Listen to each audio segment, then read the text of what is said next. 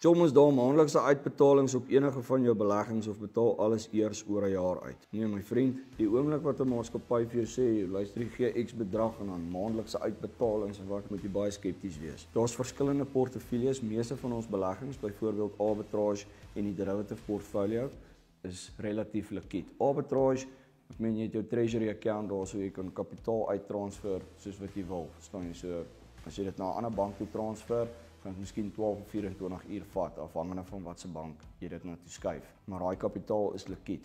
In die derivative portfolio is die kapitaal 30 dae liquid. Met ander woorde, in 30 dae kan jy gedeelteliks of 'n volle onttrekking maak sou jy wil. En dan het ons natuurlik ander portefeuilles ook waar kliënte meer van 'n langtermynbelegging wil aangaan wat 'n jaar of 'n 5 jaar beleggingsperiode het. Wat baie mense doen is as hy 'n sekere bedrag in die derivative portfolio sit, dan sê hy luister hierso, ek wil hê julle moet vir my 1 of 1.2% onttrek maandeliks. Dan noteer ons dit vir jou so en dan wat ook al jy in jou portefeulje het, onttrek ons vir jou 'n 1.2% maandeliks en ons betaal dit vir jou uit op die 25ste of die 30ste, ek is nie seker nie, my hou op aan een. So lank storie kort, ja, daar's 'n reeks van beleggings wat jy maandelikse onttrekkings, 'n vaste ooreenkoms kan maak wat jy 'n maandelikse onttrekking aangaan. Be blessed.